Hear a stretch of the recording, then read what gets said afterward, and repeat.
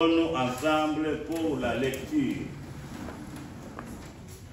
Apocalypse 11, versets 15 à 19. Nous lisons. Le septième ange sonna de la trompette, et il y eut dans le ciel des fortes voix qui disaient: le royaume du monde est remis à notre Seigneur et à son Christ, et il régnera au siècle des siècles.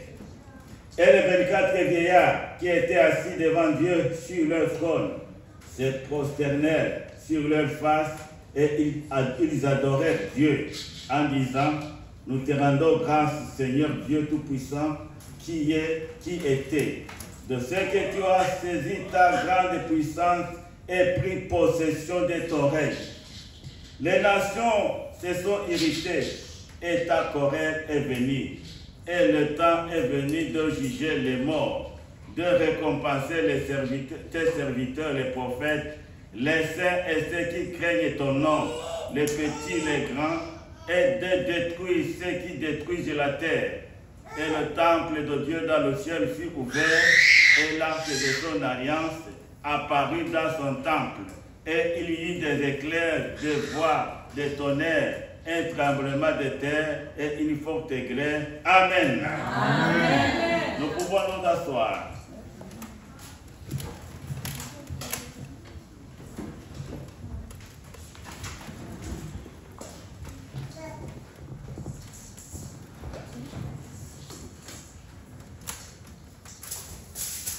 Lors de la sonnerie de la 6e trompette, la scène s'est passée sur la terre. Mais au 7e trompette, la scène est transférée au ciel. Cela est significatif. Cela montre que la fin de toutes choses est venue. L'heure de compte a sonné. Bien-aimés dans le Seigneur, la parole de Dieu nous dit vrai. Et ce que Dieu a dit doit s'accomplir. Le temps est venu pour rendre des comptes. Chacun va rendre des comptes devant Dieu de ce qu'il aura fait étant sur terre, que ce soit le bien ou le mal. C'est ce que nous dit la parole de Dieu dans 2 Corinthiens chapitre 5, verset 10. Car il faut que tous comparaissent, car il nous faut tous comparaître devant le tribunal de Christ, afin que chacun reçoive selon le bien ou le mal qu'il aura fait étant dans son corps. Bien-aimé, ici je ne veux pas prêcher sur la comparaison des saints ou bien des impies. Mais c'est seulement pour nous rappeler que le temps vient. Le temps de rendre des comptes est venu. L'heure a sonné. Sache que tu vas rendre compte. Je vais rendre compte. Devant qui? Pas devant un homme. Pas devant un juge humain. Mais devant Dieu. De ce que chacun aura fait durant sa vie, tout au long de sa vie, que ce soit bien ou mal, chacun va rendre compte. Et Dieu lui-même va dire le dernier mot à l'endroit de chacun. Ce n'est pas pour vous effrayer, mais c'est seulement pour vous dire que le temps a sonné. Le temps est arrivé. Dieu va juger le monde. Dieu va juger les hommes et tout selon ce que chacun aura fait. Et notre message de ce matin va s'articuler autour de 6 points. Le premier point, je l'ai intitulé « La grande annonce dans le ciel ». Le deuxième point, je l'ai intitulé « Le règne de Dieu et de son Christ ». Le troisième point, l'adoration et la reconnaissance à Dieu pour son œuvre parfaite. Le quatrième point, c'est le temps de jugement. Le 5e point, le temps des récompenses. Et le 6e point, le temps d'exterminer les impies et de détruire ceux qui ont détruit la terre. Alors nous entamons sans tarder le premier point, la grande annonce dans le ciel. Alléluia. Amen. Il y a une grande annonce dans le ciel. Où je puis dire, il y aura une grande annonce dans le ciel. Et ça sera une annonce de victoire. Amen. Une annonce de victoire pour Dieu. Une annonce de victoire pour les croyants. Et cette annonce sera proclamée dans le ciel. Oh, moi, le verset 15 m'a beaucoup édifié. Le 7e ange sonna la trompette, et il y eut dans le ciel des fortes voix qui disaient, le royaume du monde est remis à notre Seigneur et à son Christ, et il régnera au siècle des siècles. Alléluia. L'annonce est celle-ci. Le royaume du monde est remis à notre Seigneur et à son Christ. Qu'est-ce que cela veut dire? Cela veut dire simplement que durant les 2 miracles qui nous séparent dans la création, plus de 2 miracles qui nous séparent dans la création, il y a quelqu'un qui avait usurpé. Il avait usurpé le royaume du monde. Et cela a eu lieu dans le jardin d'Éden. Après avoir créé Adam et Ève, Dieu avait accordé à l'homme le pouvoir de domination. Le pouvoir de domination et d'apprivoiser la création. Normalement, le royaume du monde était primitivement confié à l'homme qui est créé à l'image de Dieu. Il devait conserver ce royaume à condition d'obéir à Dieu. C'était la seule condition. Il devait dominer, il devait apprivoiser le monde et la nature. Il devait régner dans le monde, sur la création. Mais malheureusement, l'homme a succombé. Dieu lui avait tout dit clairement. Dieu lui avait donné toutes les instructions. Dieu lui avait donné un cahier de charges bien explicité. Alors, l'homme n'a pas voulu obéir à Dieu, mais il a obéi à Satan. Bien-aimés dans le Seigneur, Dieu nous a donné toutes les bénédictions. Dis-moi Amen. Amen. Je te dis encore, Dieu t'a donné toutes les bénédictions. Amen. Dieu t'a béni depuis la fondation du monde. Amen. Tu dois le savoir. Il t'a donné toutes les bénédictions. Et ça c'est vrai. Mais comment est-ce que nous avons géré la bénédiction de Dieu? Ou bien comment nous gérons la bénédiction de Dieu? Dieu nous a tout donné. Il nous a donné la domination. Bien-aimés, nous avons été créés pour dominer la création. C'est la première mission que l'Éternel a donnée à l'homme. Dominer la création. Entretenir la création. Soigner l'environnement. L'homme était un être suprême.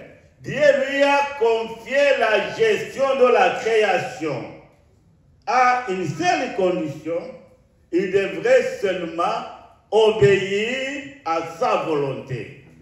Mais l'homme n'a pas obéi à Dieu comme toujours. Même aujourd'hui, nous n'obéissons pas à la volonté de Dieu. Tout en sachant la volonté de Dieu, nous faisons ce que nous voulons. Chacun fait ce qui lui semble beau. Les hommes font ce qui leur semble bon. Les femmes font ce qui leur semble bon. Les jeunes filles font ce qui leur semble bon. Aujourd'hui, les gens ne marchent plus selon la volonté de Dieu. Dieu a créé l'homme et a mis en lui des valeurs supérieures. Des valeurs supérieures qui transcendent la création visible.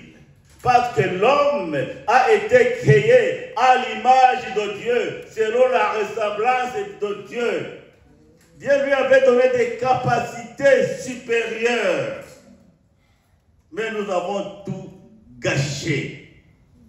Dieu t'a donné la capacité supérieure, la capacité de dominer. Dieu nous a donné, m'a donné la capacité supérieure. Parce qu'il nous a fait ses représentants sur cette terre. Il nous a donné la gestion de la création. Mais qu'est-ce qui se passe? Au lieu de gérer bien la création, nous avons détruit la création par la pollution de toutes sortes. Nous devrions rendre la création un lieu agréable pour la vie. Mais nous avons rendu la création à un calvaire incontrôlable. Bien-aimés dans le Seigneur, en désobéissant à la parole de Dieu, en acceptant la voie du diable, alors l'homme a tout perdu. Bien-aimés dans le Seigneur, nous avons tout perdu. Nous avons perdu la grâce de Dieu. Nous avons perdu même l'image de Dieu. L'image que Dieu avait mis en nous, sa ressemblance, l'innocence. Nous avons tout perdu. Nos premiers parents ont tout perdu. Et toutes les générations qui ont suivi ont tout perdu. Parce que le diable s'est accaparé de tout ce que Dieu nous avait donné. Il a tout usurpé à cause seulement d'un geste de désobéissance. Le diable nous a ravi tout ce dont Dieu nous avait donné.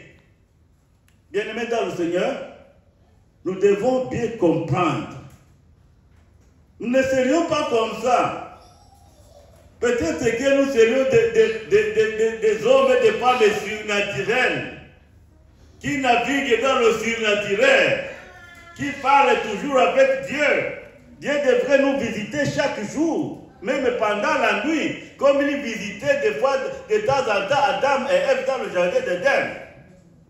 Mais ce n'est pas fini. Dieu veut encore nous visiter. Dieu va encore te visiter. Dieu va encore visiter son peuple. Il nous aime.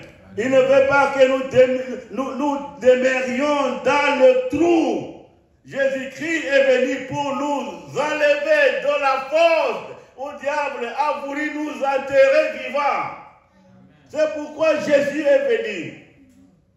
Alléluia. Alors ici, nous voyons que le royaume du monde qui avait autrefois été usurpé par Satan est maintenant remis à notre Seigneur et à son Christ. Bien-aimé, le moment arrive. Le royaume du monde, les royaumes du monde vont être remis à Dieu et à son Christ. Alors, une question fondamentale à nous poser. Pourquoi est-ce que Dieu avait abandonné le royaume, le monde à Satan? Dieu ne pouvait plus rien faire. C'est l'homme qui a donné à Satan le trésor que Dieu lui avait donné. C'est pourquoi alors, ce que je veux dire ici, Satan n'a pas remis le royaume du monde à Dieu de son plein gré. Nous devons bien comprendre les choses. Satan n'a pas remis le royaume du monde à Dieu et à son Christ de son plein gré. Non. il y a eu des combats. Pas dans le jardin d'Éden, mais tout au long de l'histoire, il y a eu des combats. Mais moi, je m'en vais jusqu'à Bethléem.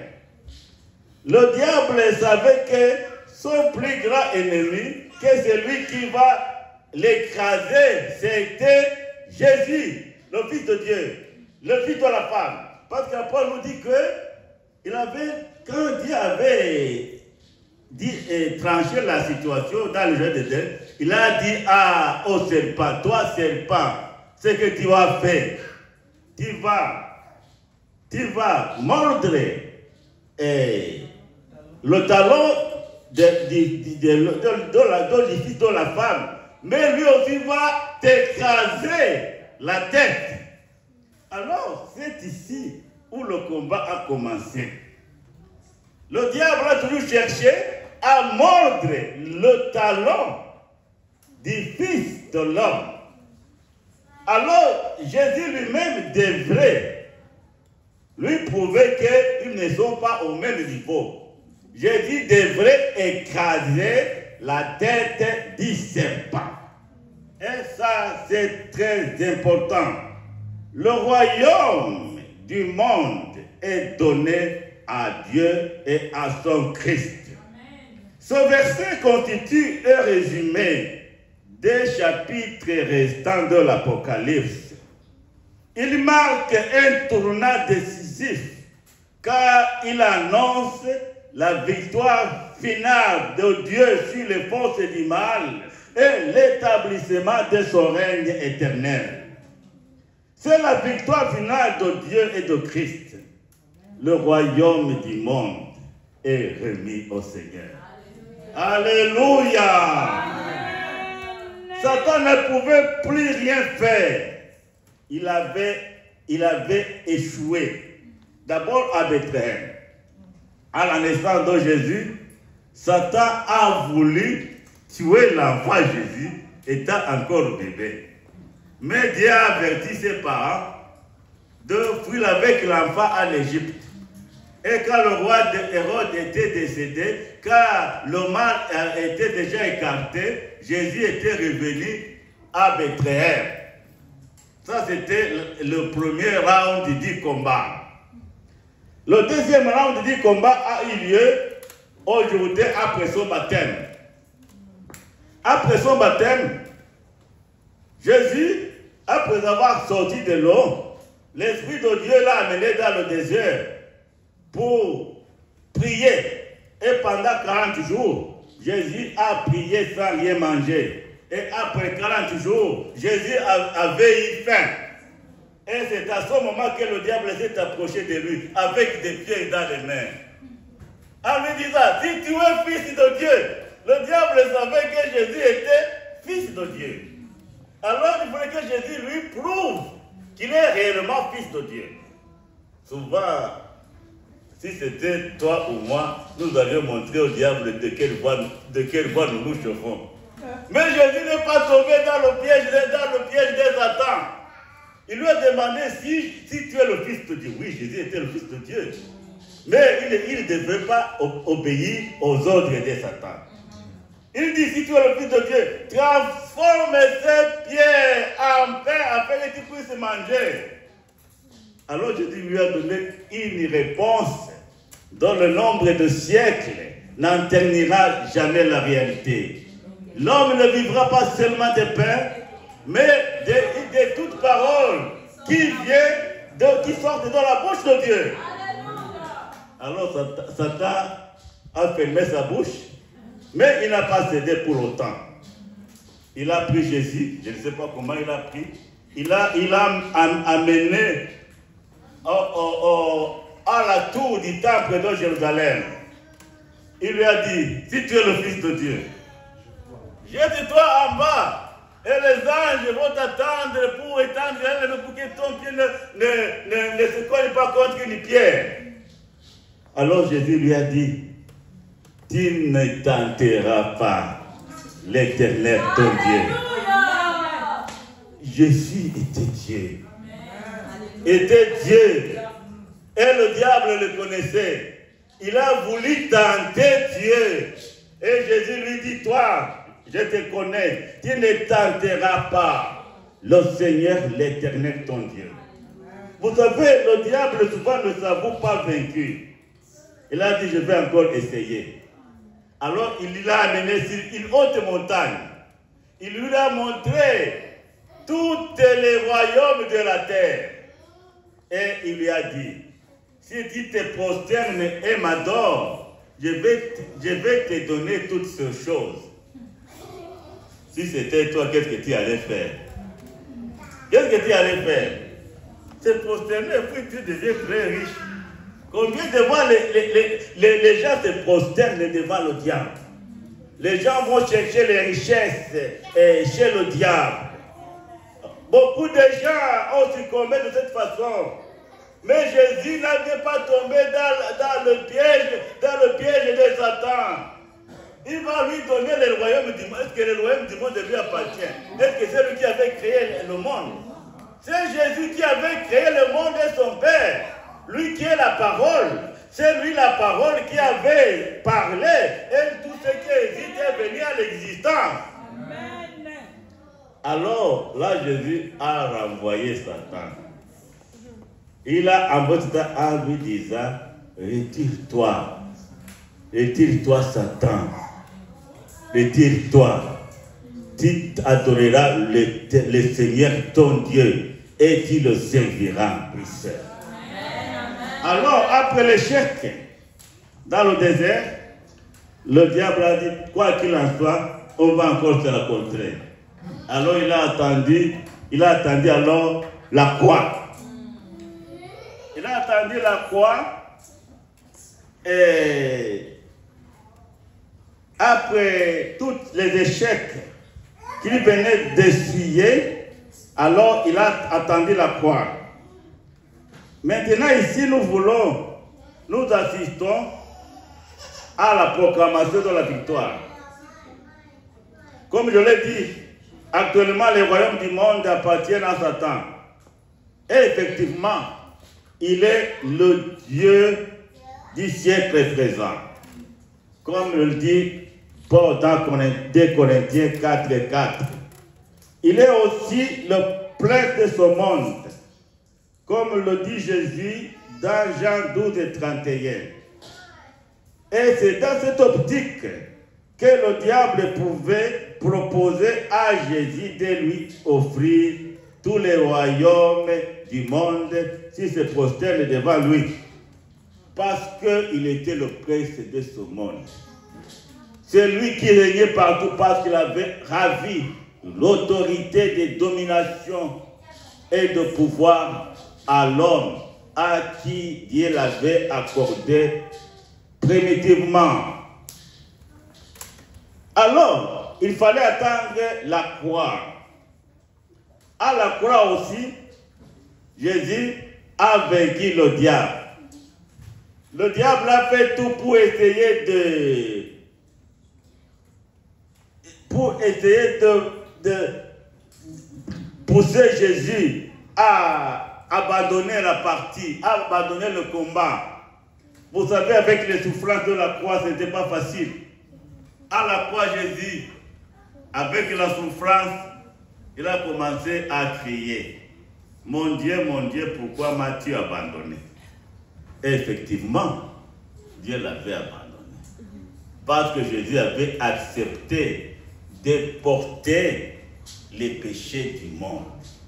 Alors, le Dieu saint ou 3 fois saint ne pouvait pas encore regarder même son fils qui portait toutes ces affaires-là, qui portait tous tes péchés et mes péchés. Alors Dieu a regardé à côté. Alors Jésus dit, mon Dieu, pourquoi m'as-tu abandonné? Alors Jésus-Christ devait combattre jusqu'à la fin. Alors Jésus, dans cette situation, il a encore réfléchi. Il a dit oui. Que ça soit ma volonté, mais que ta volonté soit faite. Chaque fois, nous devons en arriver là.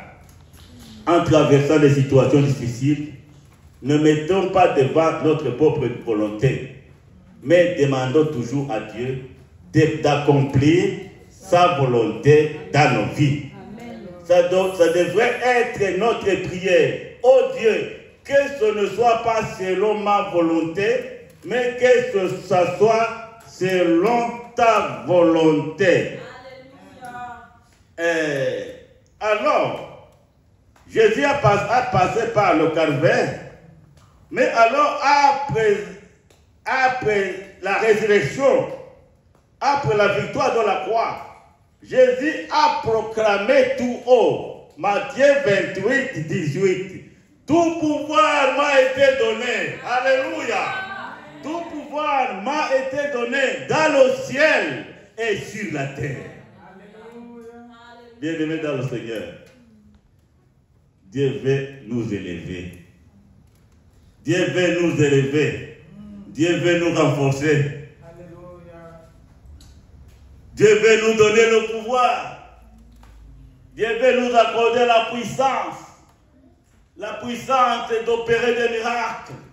La puissance d'opérer des guérisons. Parce que c'est Jésus qui détient toute la puissance au ciel et sur la terre. Et il veut t'accorder une dose de puissance. Il veut t'accorder cette dose de puissance. Il veut t'utiliser dans ce monde qui est en train de se désintégrer. Il veut te donner une dose, une partie de sa puissance pour t'utiliser ces derniers temps. Il va te donner et il veut bien. Mais souvent, nous ne sommes pas prêts à recevoir cette portion de puissance. Il veut nous accorder une portion de puissance. Élisée avait demandé à Élie de recevoir la double portion de son esprit. Et ça a été comme il avait demandé. Osons demander à Dieu de nous donner une double portion de sa puissance. Afin que nous puissions bien accomplir notre mission sur la terre. Une double portion de la puissance du Christ. Parce que Christ nous a envoyés dans ce monde pour lui servir. Il nous a envoyés dans ce monde pour proclamer la bonne nouvelle. Et il avait dit avant de quitter ses disciples, vous recevrez une puissance. Le Saint-Esprit surviendra sur vous et vous serez mes témoins à Jérusalem, dans la Judée, dans la Samarie et jusqu'aux extrémités de la terre. La puissance de Dieu doit vibrer en toi. La puissance de Dieu doit vibrer dans son Église. La puissance de Dieu n'est pas une histoire ancienne. La puissance de Dieu est actuelle. Et Dieu veut t'utiliser puissamment dans ce monde en attendant son retour. Parce qu'il dit, toute puissance m'a été donnée sur la terre et au ciel. Amen. Il est le détenteur de toute puissance. Et il a dit, vous recevrez la puissance. Vous recevrez la puissance. La puissance de Dieu est disponible. La puissance de Dieu est disponible. Ce n'est pas une histoire du passé. La puissance du Saint-Esprit est disponible pour tout le monde, même pour les petits-enfants. Même pour les petits-enfants, pour les femmes, pour les hommes, pour les jeunes gens et les jeunes filles. La puissance de Dieu est disponible. Saisissons-nous de cette puissance. Saisissons cette puissance par la foi. Parce qu'il a dit, vous recevrez une puissance. Une puissance. Il faut bien comprendre la parole de Dieu. Dieu dit, vous recevrez. Il dit, le Saint-Esprit lui-même va venir sur vous. Vous recevrez une puissance. Le Saint-Esprit viendra sur vous. Et vous serez mes témoins. Bien-aimés dans le Seigneur, nous sommes souvent inefficaces dans l'œuvre de Dieu et dans l'œuvre de la mission parce que cette puissance n'est pas bien activée en nous. La puissance de Dieu. La puissance de Dieu. La puissance de Dieu est disponible. La puissance est disponible. Oh, que cette puissance puisse toucher quelqu'un ici. Que cette puissance puisse toucher même ces petits enfants. Alléluia. Jésus proclame tout haut. Toute puissance m'a été donnée sur la terre et au ciel. Allez, allez, n'ayez pas peur, parce que j'ai déjà toute la puissance. Et je veux vous distribuer cette puissance. Vous serez les dépositaires de cette puissance.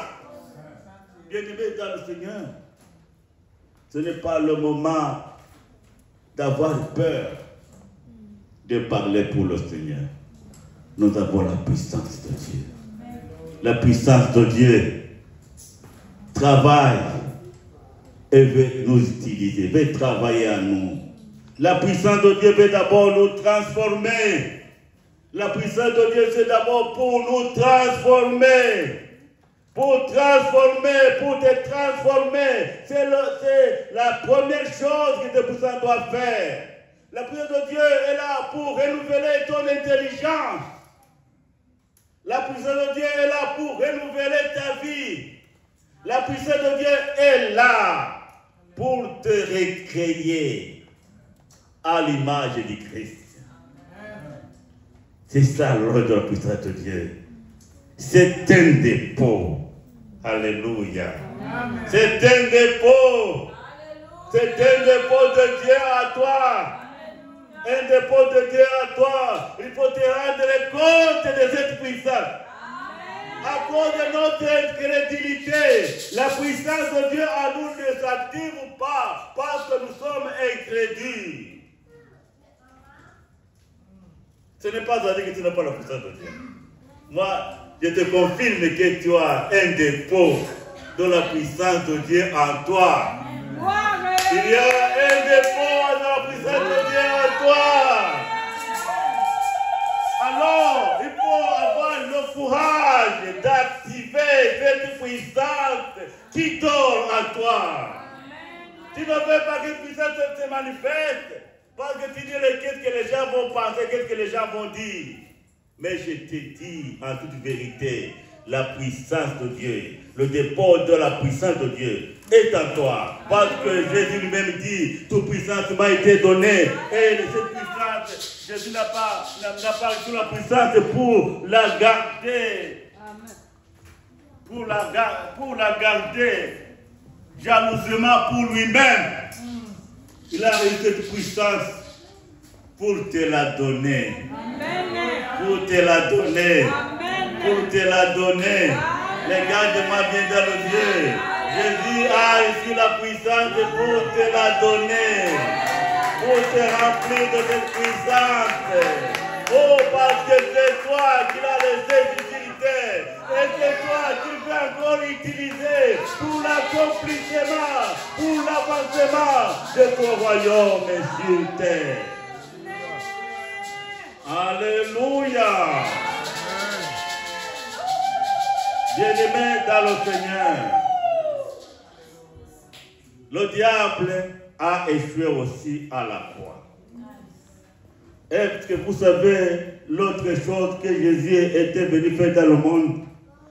Jésus n'est pas venu seulement nous libérer, nous sauver, mais une grande chose que Jésus est venu accomplir dans ce monde, c'est détruire les œuvres du diable. Détruire les œuvres du diable dans ta vie.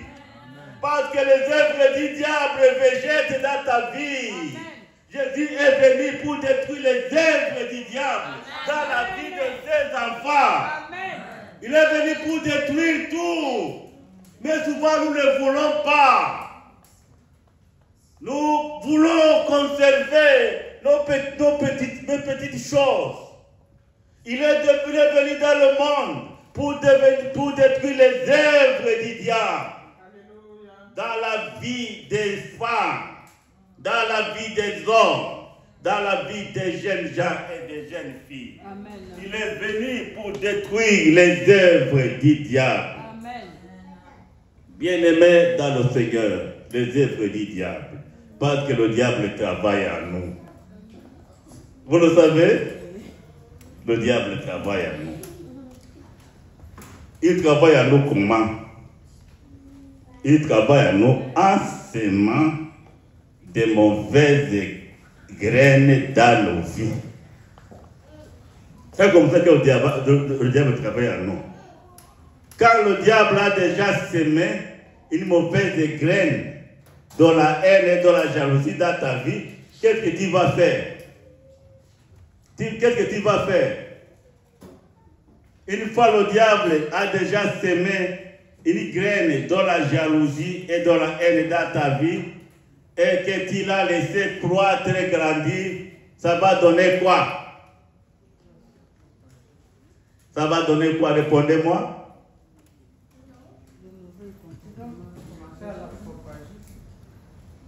Ça va donner quoi? Bon, c'est la raison pour laquelle on trouve surtout, je dis surtout en Afrique, des sorciers et des sorciers dans l'église. Tu vas voir, ce sont des diaconesses qui sont en train de tuer les membres de l'église par la sorcellerie. La sorcellerie est l'œuvre du diable. Et Jésus est venu pour détruire les œuvres du diable dans la vie des hommes et des femmes. Jésus-Christ est venu pour que les sorciers et les sorciers soient délivrés, soient guéris. Il est venu pour détruire les œuvres du diable dans la vie des gens. Il est venu pour détruire les mensonges. Il est venu pour détruire les mauvaises idées. Il est venu pour libérer, pour briser les chaînes qui lient les hommes, les chaînes qui lient les femmes, les chaînes qui lient les jeunes gens, les jeunes filles. Aujourd'hui, Jésus est venu pour détruire les œuvres du diable. Dis à Jésus, maintenant même, détruis tout ce que le diable a planté dans ma vie. Détruis tout ce que le diable a planté dans ma vie. Oh, détruis la jalousie qui me dérange. Détruis l'esprit de haine dans ma vie. Détruis l'orgueil dans ma vie. Ce sont les œuvres du diable. Et Jésus est venu pour détruire les œuvres du diable. Jésus est venu pour nous libérer. Il veut venir pour nous libérer. Et il veut le faire maintenant. Là où tu es, Jésus veut te libérer. Jésus veut te libérer ici et maintenant. Ici et maintenant. Il veut te libérer. Tout pouvoir m'a été donné dans le ciel et sur la terre. Oui, après la victoire de la croix, Jésus a commencé à régner. Alléluia. Amen. Après la victoire de la croix, Jésus a commencé à régner. Mais Jésus a commencé à régner parmi ses ennemis. Jésus a régné parmi ses ennemis. Et aujourd'hui, il règne encore. Amen. Mais il règne toujours parmi ses ennemis. Alléluia. Amen. Il a régné parmi ses ennemis.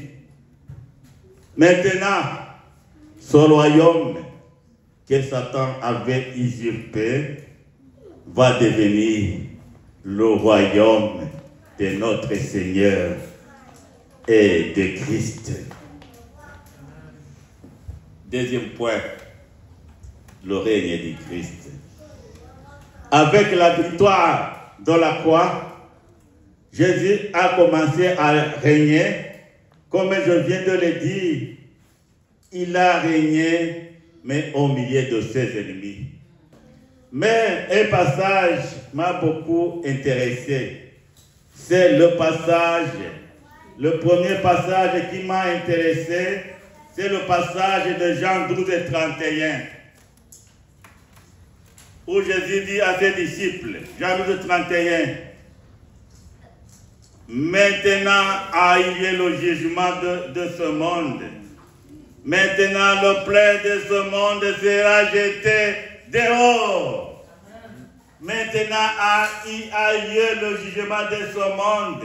Maintenant le prince de ce monde sera jeté dehors.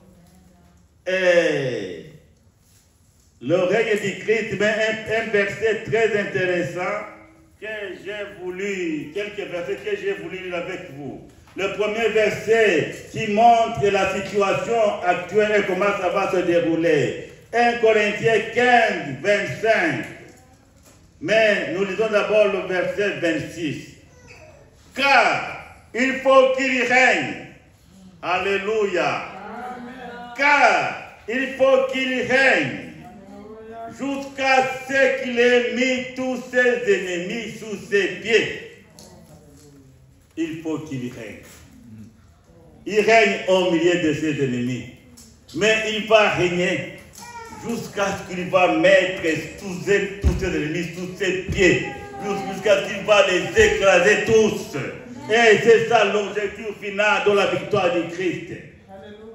Alors, un autre verset, un autre passage qui est révélatrice, c'est le passage d'Éphésiens chapitre 2, verset 9 à 11. À cause de son humilité et de son obéissance jusqu'à la mort, Dieu l'a souverainement élevé. Alléluia. Le chemin de la gloire, c'est l'humilité. Tu veux être élevé par Dieu. Sois humble. Applique-toi à être humble. Vous voyez, ce n'est pas très facile d'être humble. Mais c'est ça le chemin qui doit nous amener dans la grandeur. Alors, Dieu qui sait pourquoi aussi, Dieu l'a souverainement élevé et lui a donné le nom qui est au-dessus de tout nom. Il lui a donné le nom qui est au-dessus de tout nom. Quel est son nom? Quelqu'un peut me le dire? C'est Jésus. Quel est son nom? Jésus. Quel est son nom? Il a donné le nom qui est au-dessus de tout nom. Emmanuel. Afin que, au nom de Jésus, tout genou fléchisse dans les cieux et sur la terre. Au nom de Jésus, tout genou doit fléchir sur la terre et dans le ciel. C'est ce que nous voyons avec les 24 vieillards. Ils se sont prosternés devant Dieu et son Fils Jésus-Christ. Ils ont déposé leur trône, leur couronne, et ils ont commencé à l'adorer. Afin que tout genou fléchisse dans les cieux, sur la terre et sous la terre. Et que toute langue confesse que Jésus est Seigneur à la gloire du Dieu le Père. Bien-aimé, toute langue doit confesser que Jésus est Seigneur. Vouloir ou pas, toute langue va confesser. Vouloir ou pas, tu vas aussi confesser de tout ton cœur que Jésus est Seigneur. Il y a des gens aujourd'hui qui ont honte de confesser que Jésus est Seigneur. Je voudrais t'inviter de confesser. Oh Jésus, tu es mon Seigneur. Confesse maintenant. Jésus, tu es mon Seigneur. Parce que toute langue doit confesser que Jésus est Seigneur. Alléluia. Tu vas dire la peine de confesser le nom de Jésus. Mais un jour tu vas confesser. Le diable aussi va confesser. Les démons vont confesser. Mais ils avaient commencé à confesser que Jésus est Seigneur. Au moment où il était encore ici, il était en train de travailler, de servir, de chasser les démons. Toute langue doit confesser que Jésus est Seigneur. Ça, c'est très important. Confesser que Jésus est Seigneur. Quand il confesse que Jésus est Seigneur, le monde infernal est ébranlé. Le royaume de Satan tremble. Quand il confesse Jésus est Seigneur, c'est un cri de victoire. Nous devons être en mesure d'élever le nom de Jésus, confesser le nom de Jésus dans ce monde qui se perd. Tout le monde doit confesser. Les présidents des pays doivent confesser. Donald Trump doit aussi confesser.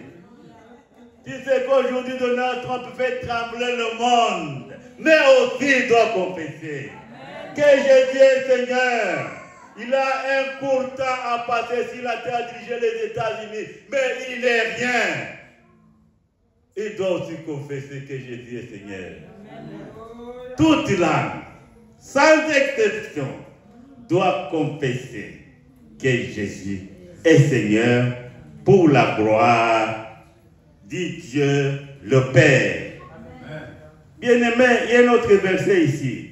2 Corinthiens 26 nous révèle encore une chose. Nous avons des ennemis. Souvent, le premier ennemi, c'est le diable. Mais il y a un autre ennemi. C'est qui? C'est la mort. Le dernier ennemi qui sera détruit, c'est la mort. Alléluia. Amen. Nous craignons tous la mort, non?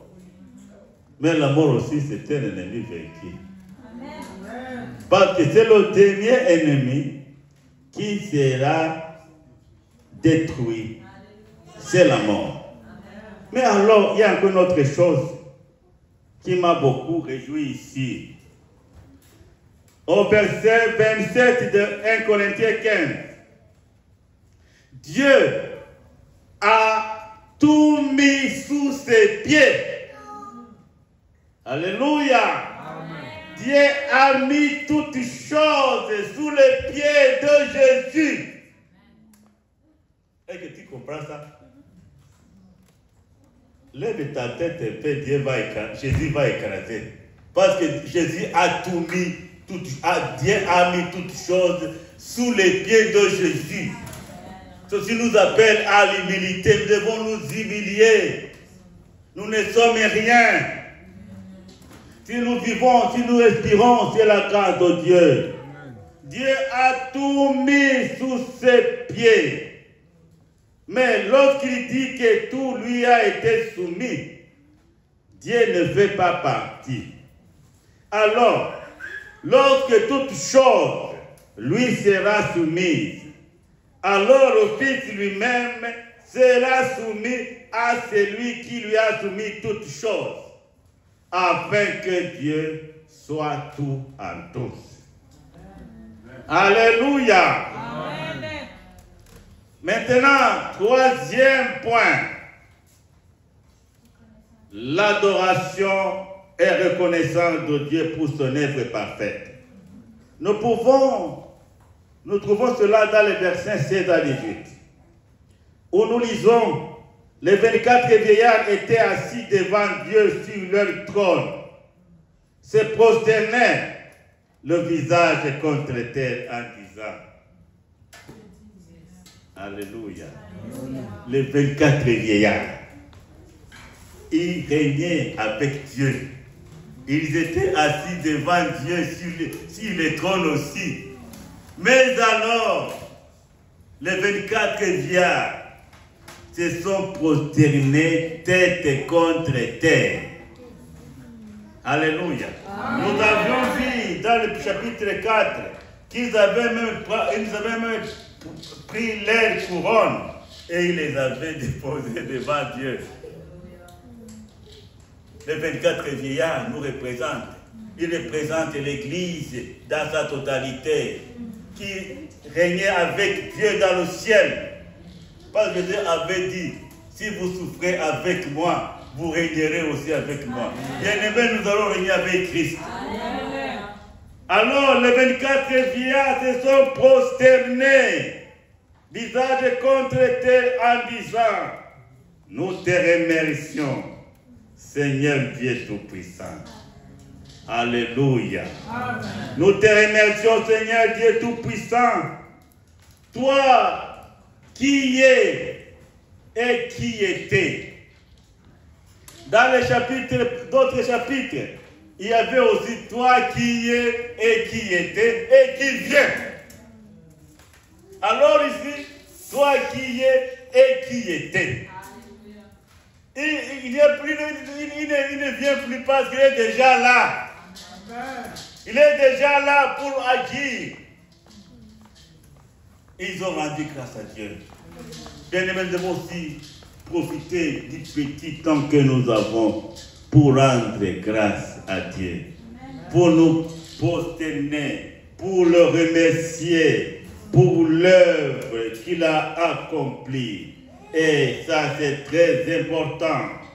Alors, ces 24 vieillards ont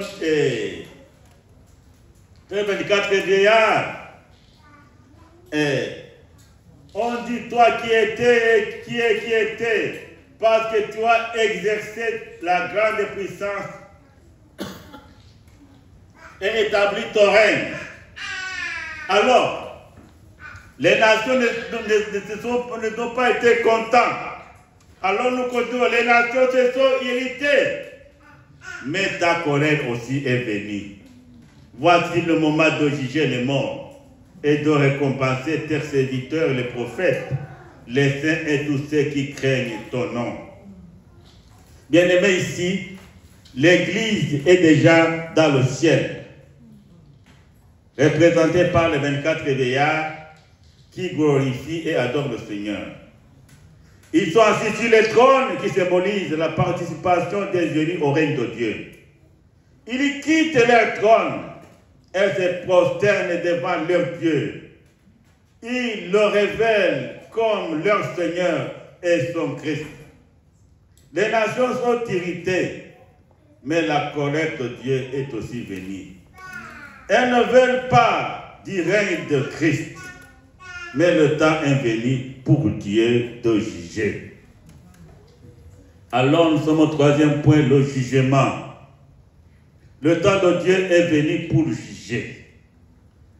Et il y a un verset qui m'a beaucoup intéressé dans Apocalypse 20, verset 12. Apocalypse 20, verset 12 dit, « Je vis les morts, les grands et les petits, qui s'éteignaient devant le trône. Des livres furent ouverts, et un livre fut ouvert, c'est lui qui est le livre de vie. Et les morts furent jugés selon leurs œuvres, d'après ce qui était écrit dans ces livres. L'homme rejette l'idée de jugement, mais Dieu dit, il est réservé aux hommes de mourir une seule fois, après quoi vient le jugement. Hébreux 9, 27. Nous sommes au quatrième point. Le temps est aussi venu pour récompenser les siens. Alléluia. Amen. Notre œuvre ne seront pas oubliées devant le Seigneur. Amen. Tout ce que nous faisons, que ce soit petit ou grand, nos œuvres ne seront pas oubliées. Dieu va récompenser les siens. Nous avons déjà parlé de ces récompenses. Dieu va récompenser tous ceux qui l'ont servi fidèlement. Et ça, c'est très important. Dieu va récompenser tous ceux qui l'ont servi fidèlement. Alors, il y a lieu ici de nous poser chacun la question. Comment sommes-nous en train de servir Dieu? Est-ce que nous servons Dieu fidèlement? où nous servons Dieu d'une autre façon? Sommes-nous fidèles dans notre service pour Dieu? Alors, si nous ne sommes pas fidèles dans notre service, Dieu aussi ne va rien nous donner. On ne se manque pas de Dieu. Ce que l'homme sème, il le moissonnera aussi. C'est lui qui sème dans la chair, il moissonnera la corruption. Mais celui qui sème dans l'esprit, il moissonnera la vie éternelle.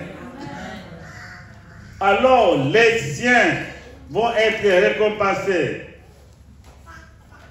par des couronnes, comme je l'ai déjà enseigné.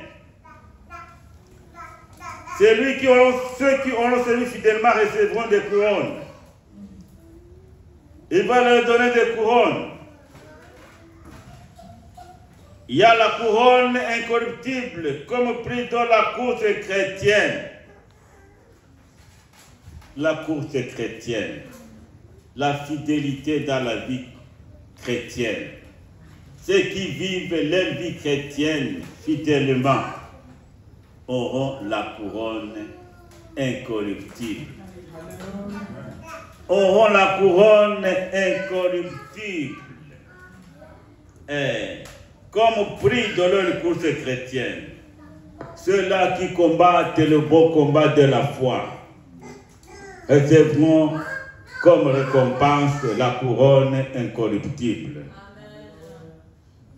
Il y a aussi la couronne incorruptible de gloire qui est un prix pour la fidélité dans le service.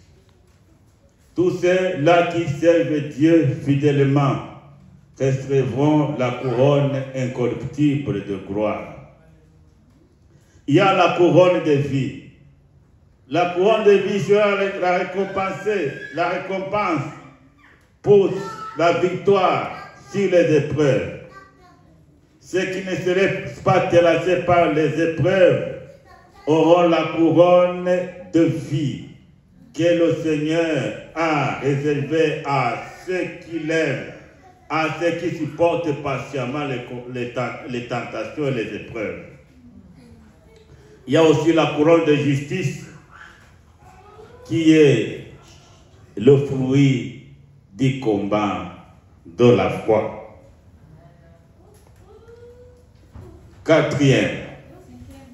Cinquième point, le temps est venu aussi pour punir les impies. Il s'agit ici des incrédules. Des gens qui n'ont pas voulu croire à la vérité.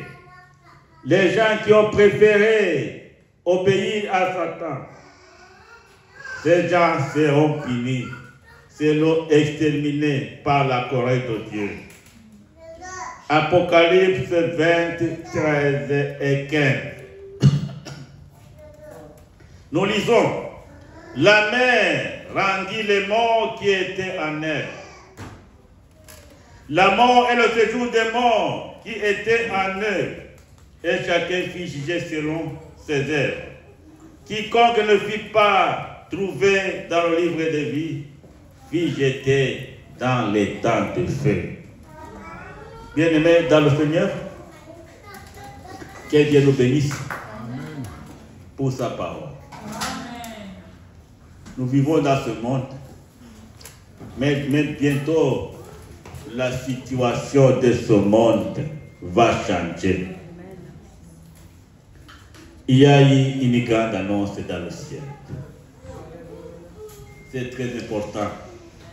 Ce n'est pas encore très loin. C'est bientôt. L'annonce va avoir lieu. Et le royaume du monde va être remis à Dieu et à son Seigneur. Ça, c'est très important. Et quand le royaume du monde sera remis à Dieu, à son Seigneur, beaucoup de choses vont changer. Le royaume de Dieu va commencer à se manifester. Et les cieux seront récompensés et les impies seront jugés. Bien-aimés dans le Seigneur, que Dieu bénisse sa parole. Amen. Que sa parole puisse nous révéler beaucoup de choses. Que cette parole puisse avoir une assise dans nos cœurs. Jésus a reçu la puissance sur la terre et dans le ciel. Et il nous a légué cette puissance. Il a déposé cette puissance à nous. Nous devons seulement oser l'utiliser pour la gloire de Dieu et pour l'avancement du royaume de Dieu. Que Dieu nous bénisse. Amen. La 7e trompette résume une grande partie de l'Apocalypse. Les chapitres qui vont suivre vont toujours revenir à la 7e trompette. Vous voyez, l'auteur de l'Apocalypse n'a pas été très ordonné. Il a mis beaucoup de parenthèses. Par exemple, dans le chapitre 10, il y a beaucoup de choses qui sont passées dans le chapitre 10. Mais peut-être qu'on y reviendra. Comme on a déjà bouclé les 7 trompettes, on pourra encore voir quelques détails dans le chapitre 10. Par exemple, on pourra voir le petit livre ouvert que Jean a mangé. Et il y a beaucoup de choses à voir dans le chapitre 10. Ce sera peut-être pour la fois prochaine. Que Dieu nous bénisse. Amen. Éternel Dieu Tout-Puissant, nous te disons merci pour ce moment que nous venons de passer en ta présence. Nous te disons merci pour ta parole et nous te demandons de planter cette parole dans nos vies. Que cette parole puisse être pour nous une nouvelle révélation dans notre pèlerinage pour aller dans le royaume de Dieu. Une nouvelle révélation dans la vie de tout et chacun.